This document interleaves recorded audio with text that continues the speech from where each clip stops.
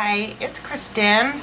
I said I was going to do some video blogging, and we're going to start off with some questions submitted from all of you. So let's get started. Okay, the first question: what inspired you to pen your first novel?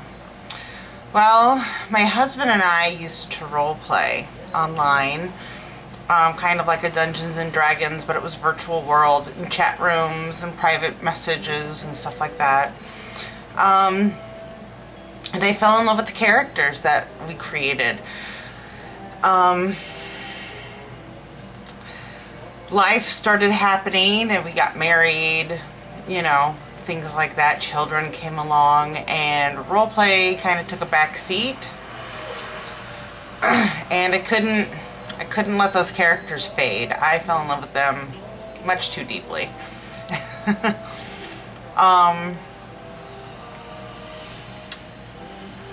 They still had so much to say and so much to do that I decided to take them and basically run with it. Have you always wanted to be a writer? Pretty much. Since about 13 or 14. I had a lot going on back then, and a lot running through my head. And I found that when I didn't have any other avenue to voice what was going on up there, what was, you know, emotions and feelings and whatnot, writing was a really incredible avenue for me. And I discovered that not only did I have a knack for it, but it was quite healing.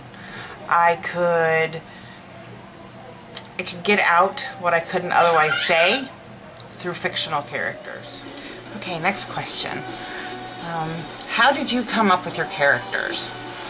Well, like I said, my husband and I used to role play. Most of them came up, I created using basic Dungeons and Dragons type character sheets to give them, you know, their basic attributes, their merits, their flaws, basic appearances, things like that. Some of them were inspired by you know, pictures that I've seen on the internet or, you know, in a museum somewhere. That's basically it. Believe it or not, my first character, my firstborn, I guess, is Morgan. She kind of took wings and took on a life of her own, and she has done just about everything I never wanted her to do. She was never meant to be a vampire.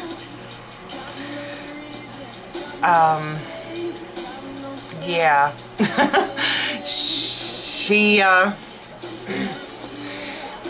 But everything about her is what makes everybody love her, you know. She was never meant to be the vampire, so now she's a little bitter and a little angry. She's got some anger issues.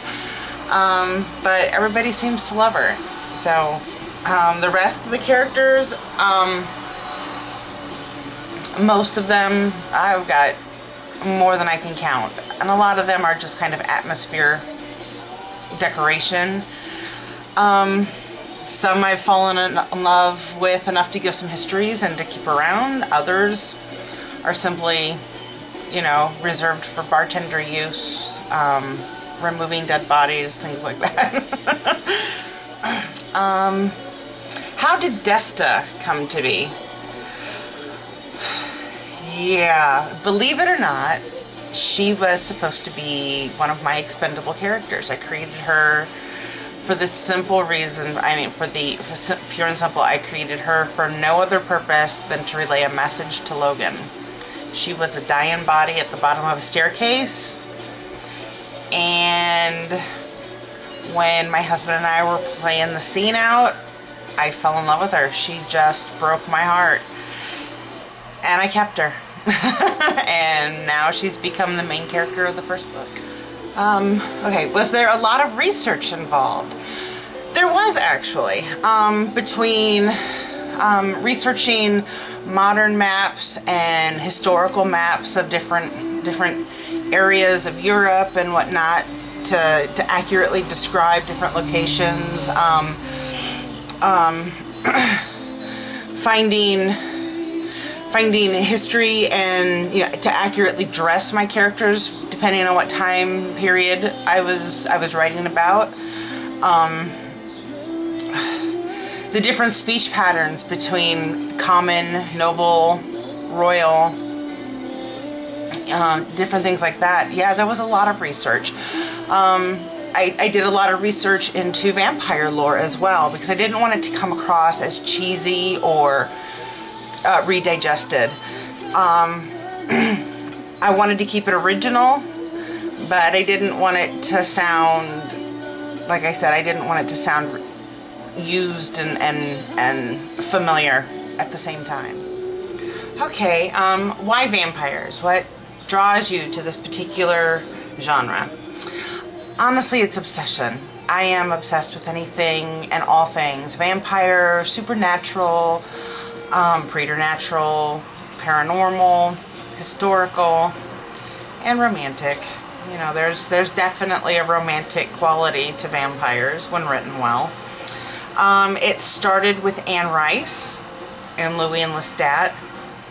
My mental images of them were just explosive, and it took off from there.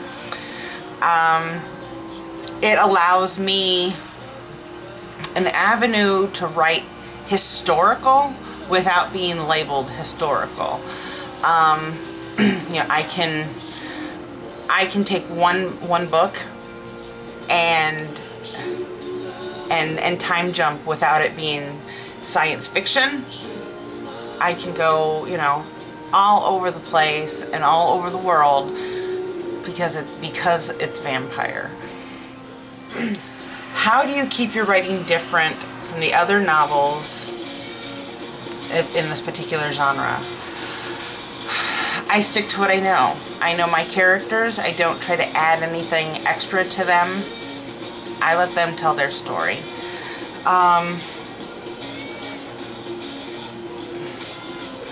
I remember that it's not a vampire story. It's a story about people, about their romances, their struggles, their overcoming said struggles.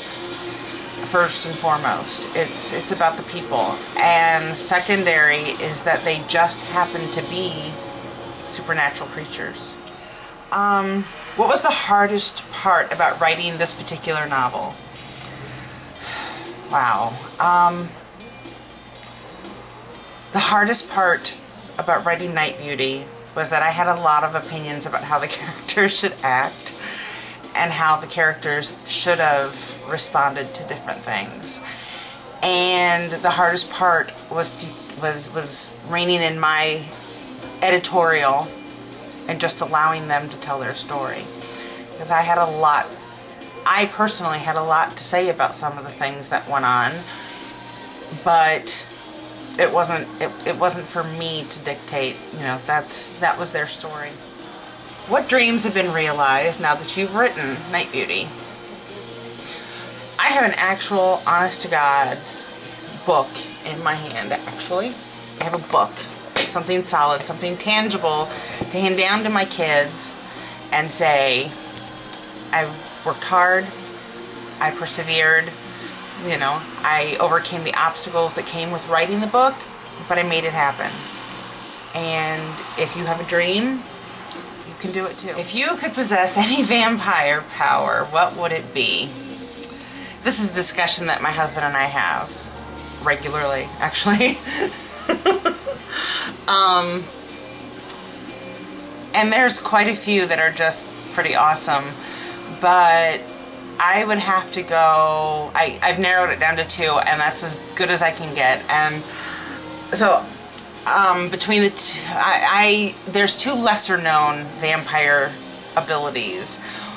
One is called Temporis, and the other is Melpomene. Now, Pomini would give me the ability to mesmerize, stun, hurt, control with my voice, kind of like a siren scream, depending on, you know, the level that it is that I've worked it up to be. Temporis is the ability to basically control time. What advice can you give to new aspiring writers? Write what you know. That's the best advice I can give to you. If you start writing about stuff that's popular simply because it's popular, your readers will know. And read what you write. Definitely read what you write as you're writing it. You know, when you finish chapter 4, read chapter 4. Are you working on anything new right now? As a matter of fact, I am. I've finished the outline phase, and I am now writing Echoes, Book 2, Echoes of Rain. It continues Desta's Tale. It's a continuation of the NyteBeauti saga.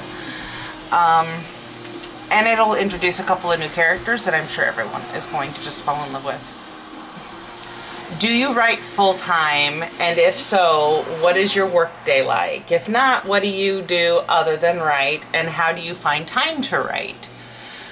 I consider myself a full-time writer, but I'm also a stay-at-home mom.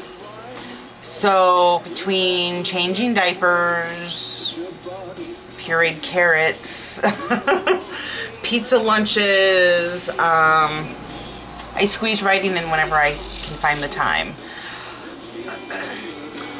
What would you say is your most interesting writing quirk? Probably the fact that I have to vocalize and act out everything that I write.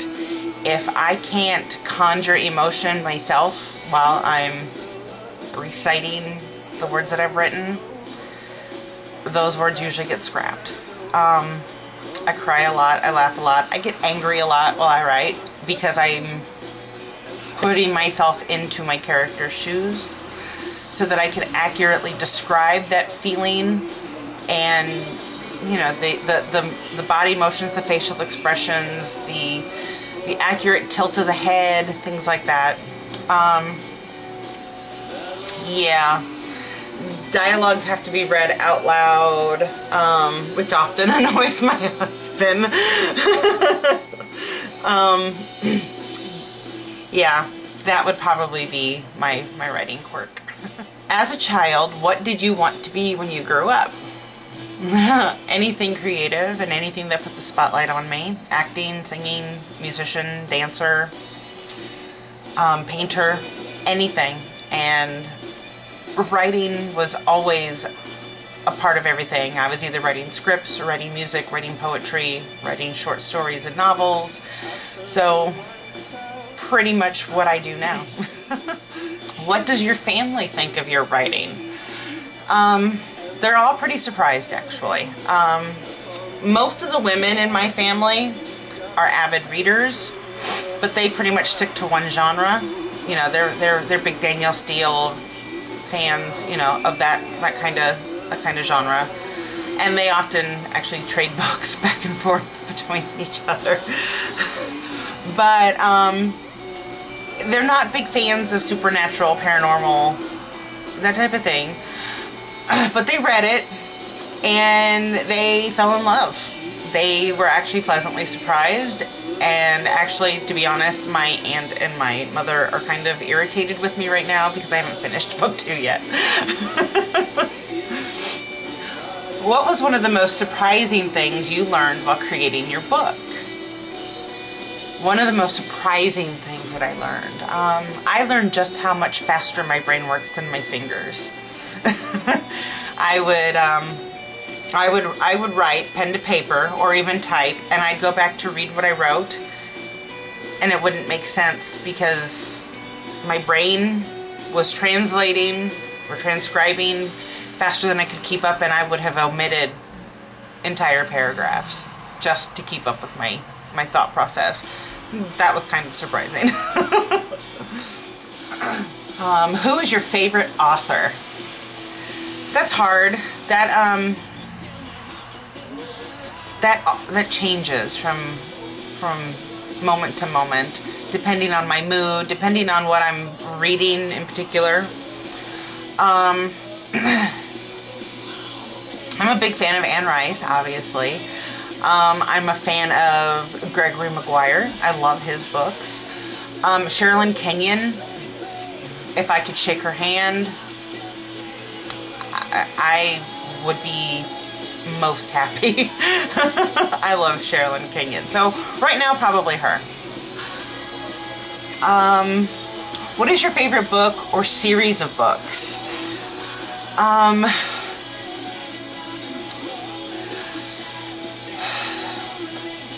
I love the Dark Hunter series by Sherilyn Kenyon. Again, more supernatural stuff. Of course, the Vampire series by Anne Rice.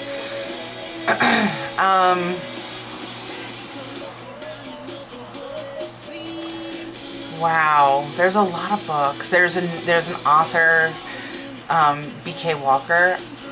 I've not gotten a chance to finish her books yet, but the one that I am reading, it's amazing. It's absolutely breathtaking.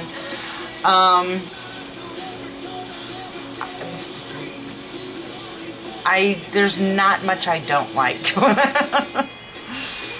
What is the best thing you've ever bought from eBay?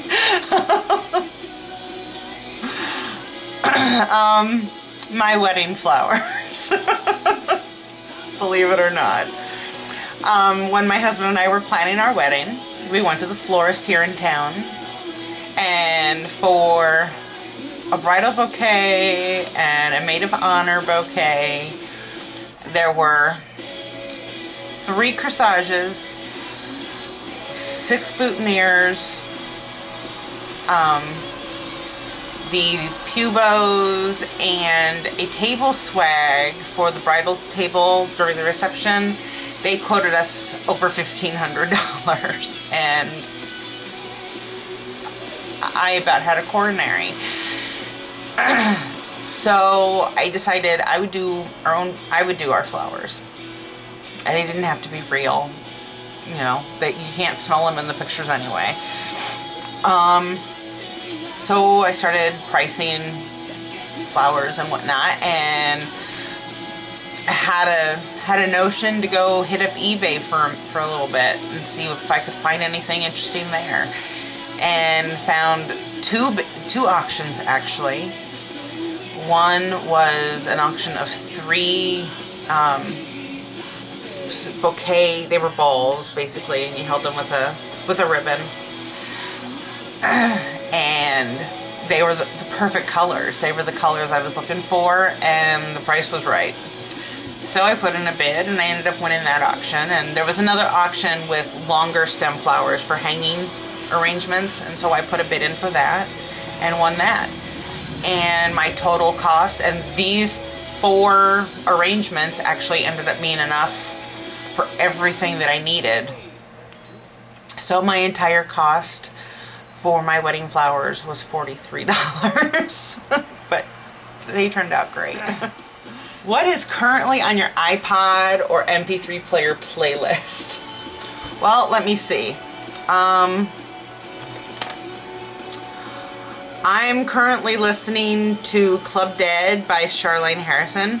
It's one of the Sookie Stackhouse books. It's actually book 3, I think. Book 3 or 4. Yeah. I don't know if you can see that, but yep, there it is. That's what I'm listening to right now. I listen to that at night when I go to bed. Is that a tongue ring I've seen in some of your photographs? Yeah, it is. And yeah, someone in particular asked for proof that it was a tongue ring, so there you go. What is your favorite TV show? I don't watch a lot of TV. Very little, actually. But the few shows that I do watch avidly, gotta get my General Hospital in. I usually watch that online on the weekend, so I can just watch the entire week's worth, much to my husband's dismay, because he usually loses me for about 4.5 hours. Ghost Hunters, not international. I'm not a big fan of the international. I just can't get into that one. Not anything against anybody. I just, for some reason, I just can't get into it. But Jason and Grant, love them. Glee, yeah, much to my husband's dismay. He usually goes to bed early Tuesdays and whenever Glee comes on. Kurt Hummel, what can I say? He epitomizes the inner diva in me. He's my hero. Love him. Let's see, Glee, General Hospital, Ghost Hunters. That's pretty much about it. That's about all the TV I watch. I don't really watch a lot. What was the last movie you watched? As a matter of fact, this afternoon I finished watching a movie called In the Land of Women. Meg Ryan was in it. Surprising. I actually liked her in this movie.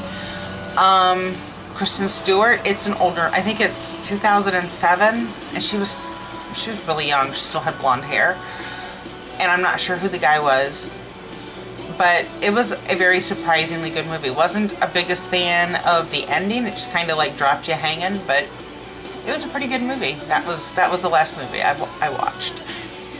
And what am I currently reading? A couple of things. Wicked, again, for like the 4th time.